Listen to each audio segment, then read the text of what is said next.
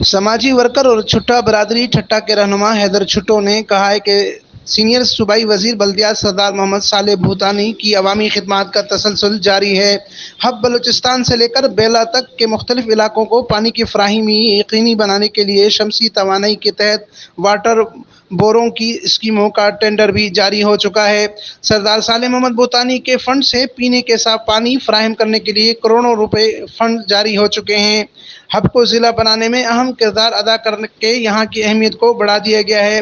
اس حوالے سے لسبیلا کے عوامی حلقوں نے اس فلاحی اقدام کو سراہتے ہوئے سردار صالح محمد بھوتانی کو خراج تحسین پیش کیا ہے، جو یقیناً ایک عظیم کارنامہ ہے۔ امین فاروقی، فارسٹو نیوز، ٹھٹا، سندھ۔